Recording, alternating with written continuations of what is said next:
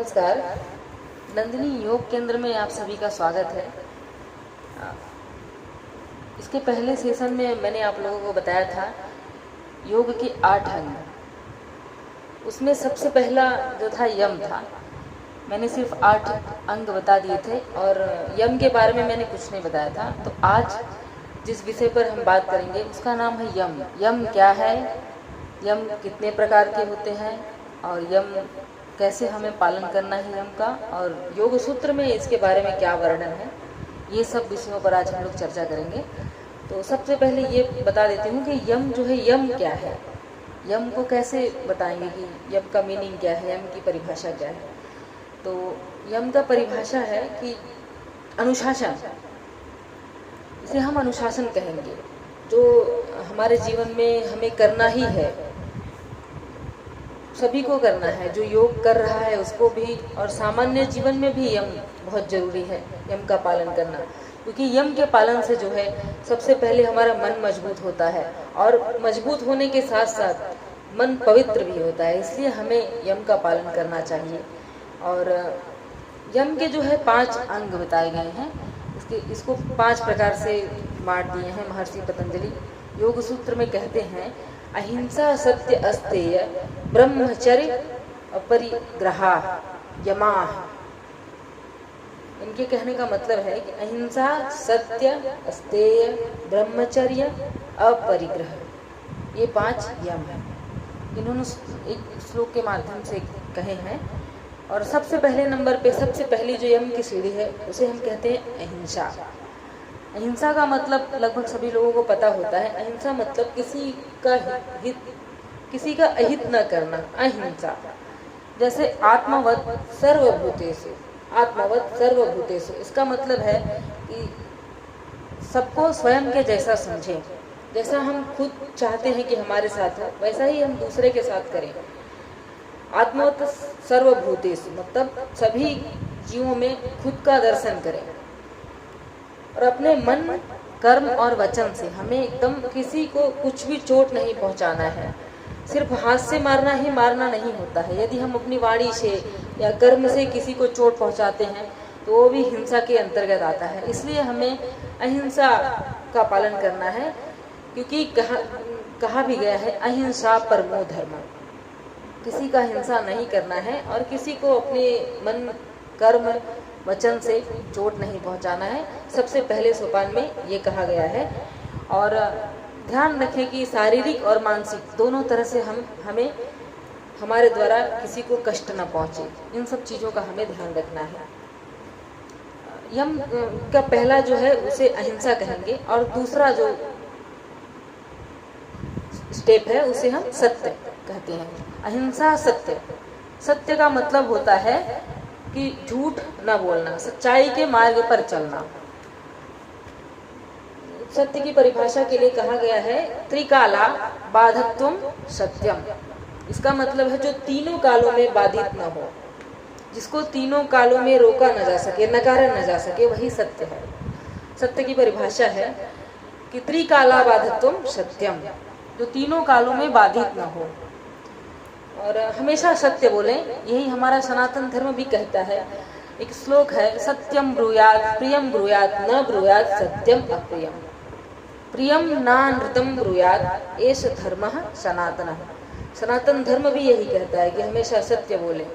वेदों में, उपनिषदों में, लगभग सभी जगह पे यही यम ही है, लेकिन उसको अलग अलग नाम दे दिए हैं। जैसे कहते हैं सत्य बोलो, सत्यम वद, धर्मम चर, मतलब सत्य बोलो और धर्म के मार्ग पे चलो। यम भी वही धर्म ही है, अनुशासन के साथ करना है यम का पालन हमें। इसलिए हम सत्यम वद और धर्मम चर इस रास्ते पे चलेंगे, क्योंकि सत्य बोलने से बहुत सारा लाभ है। सबसे पहले सत्य बोलने से क्या होता है कि हमारे जो अंदर एक पॉजिटिविटी आती है। हम कहीं भी समाज में किसी के सामने भी खड़े रह के एकदम आराम से उसका सामना कर सकते हैं। यदि हम झूठे रहेंगे तो हमारा समाज में इतना मान सम्मान नहीं मिलेगा और हम एक अलग चोरों की तरफ छुपते रहेंगे। जैसे लगेगा कि हम खुद को खो दिए हैं, हमारा कोई अस्तित्व नहीं है। इसलिए सत्य बोलने वाला हमेशा एकदम बिंदास रहता है। और कहा भी गया है सत्यहीना वृथा पूजा, सत्यहीनो वृथा जपः, सत्यहीनम तपो व्यर्थम ऊसरे वपनम यथा। इसका मतलब है कि सत्य से विहीन, मतलब जो सत्य न बोलता हो उसका पूजा व्यर्थ है और जप भी व्यर्थ है। और इस प्रकार से यह दोनों व्यर्थ है जैसे कि ऊसर जमीन में हम बीज वपन करते हैं, क्योंकि वहां पर बीज वपन करने से कुछ भी लाभ नहीं होता। इसलिए हमेशा असत्य बोलें और असत्य के मार्ग पे न चलें। यम का दूसरा जो स्टेप है इसको हम पालन करके अपने जीवन को अच्छा सकारात्मक दिशा दे सकते हैं। तीसरा है अस्तेय। अस्तेय का मतलब होता है अचौर्य, मतलब चोरी नहीं करना है और चोरी की भावना भी नहीं रखनी है। चोरी का मतलब यह नहीं कि आप किसी की वस्तु ले रहे हैं या किसी का कुछ सामान चुरा ले रहे हैं या किसी के घर में जाके आप कुछ उठा लाएं, ऐसा नहीं। चोरी का मतलब ये होता है विचारों की चोरी। किसी ने कुछ लिख दिया, आप उसको अपना नाम दे दिए, या किसी का कुछ आपको अच्छा लगा और वो किसी दूसरे से बताना है तो आप बता दिए नहीं नहीं वो मेरा था, ये भी एक प्रकार की चोरी है। तो ये हमें नहीं करना है। जिस वस्तु पर हमारा अधिकार नहीं है उसे जबरदस्ती लेना भी एक प्रकार से अस्तेय कहलाता है। जो हमारा है वही हमारा है, किसी दूसरे की वस्तु हमें नहीं लेनी है, क्योंकि ये अस्तेय के अंतर्गत आता है। और किसी से छल करना भी अस्तेय है एक तरह से, इसलिए अस्तेय को हमें ध्यान में रख के चोरी नहीं करना है। चौथा है ब्रह्मचर्य। ब्रह्मचर्य जो है बहुत व्यापक अर्थ है ब्रह्मचर्य का। ब्रह्मचर्य का मतलब ये नहीं है कि ब्रह्मा बन जाओ या साधु संत की जिंदगी जियो, ऐसा कुछ नहीं है। अपने इंद्रियों पर संयम रखना, अपने सेंसेस को कंट्रोल रखना, इसी को हम जो है ब्रह्मचर्य की संज्ञा देते हैं। कहते हैं आमतौर पर गुप्त इंद्रियों का संयम, जो हमारी गुप्त इंद्रियां हैं उन्हें संयम में रखना, इसको हम ब्रह्मचर्य कहते हैं। क्योंकि ब्रह्मचर्य का पालन करने वाला व्यक्ति जो है वो संसार में पूरे हर जगह पे उसका पूजा होता है और ब्रह्मचारी कहते हैं उसे। और समस्त अपने सेंसेस को कंट्रोल करके, अपने मन बुद्धि को एक जगह रख के, खुद का स्वाध्याय करके, खुद का अध्ययन करके, अपने आप को मजबूत बना के, ब्रह्मचर्य का पालन करके हम एक तरह से मानसिक रूप से एकदम शुद्ध हो जाते हैं।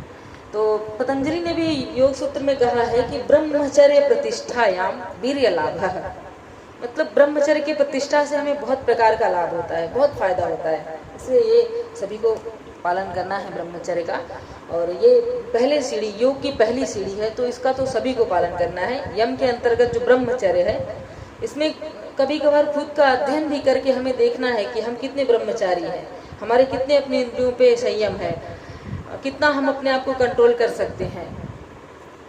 इसके बाद सबसे लास्ट पांचवा जो यम का स्टेप है उसे हम अपरिग्रह कहते हैं। अपरिग्रह का मतलब होता है संचय न करना। संचय मतलब अनावश्यक वस्तुओं का संग्रह। बहुत सारी वस्तुएं ला के हम अपने घर में जमा कर देते हैं, अनावश्यक वस्तुएं।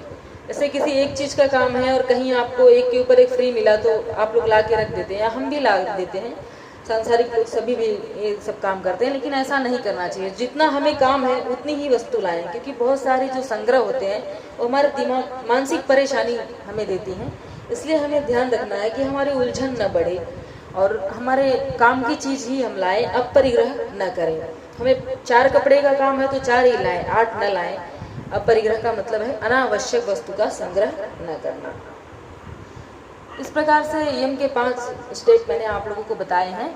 और यम जो है बहुत जीवन में सभी को यम का पालन करना चाहिए। यम के पालन से शारीरिक मानसिक दोनों प्रकार की शुद्धि हो जाती है और हम योग के दूसरे स्टेप के लिए, नियम के लिए तैयार हो जाते हैं। सबसे पहले यम का पालन करें, उसके बाद नियम की तरफ बढ़ें। और यम नियम एक ऐसा सीढ़ी है जिसने भी इसका पालन कर लिया उसके जिंदगी में आगे योग के जो है एकदम मार्ग खुल जाते हैं। और जिस उद्देश्य के लिए हम अपना काम करना चाहते हैं हमारे उद्देश्य की पूर्ति भी हो जाती है। इसलिए हमें कहते भी हैं कि प्रयोजनम बिना न मंदोपि प्रवर्तते। तो हमें प्रयोजन देख के काम करना है कि सबसे पहले यम का पालन करना है और सबको करना है, ताकि हमारे अंतःकरण शुद्धि हो जाए और मन विचार सब शुद्धि हो जाए और हम आगे उसका लाभ ले सकें। इसलिए मेरा अनुरोध है कि आप लोग यम का पालन करें। इसके बाद वाले वीडियो में मैं आप लोगों को नियम के बारे में बताऊंगी। नियम भी 5 ही हैं, मैं उन 5 नियमों को अच्छी तरह से व्याख्या करके बताऊंगी। यदि आप लोगों को मेरा यम बताने का तरीका या यम को समझाने का तरीका पसंद आया हो तो मेरे चैनल को लाइक करें, सब्सक्राइब करें और अपने दोस्तों के साथ परिवार में शेयर करें। हो सकता है थोड़ी बहुत आप लोगों को जानकारी मिले, इससे मैं अपने आप को धन्य समझूंगी। धन्यवाद।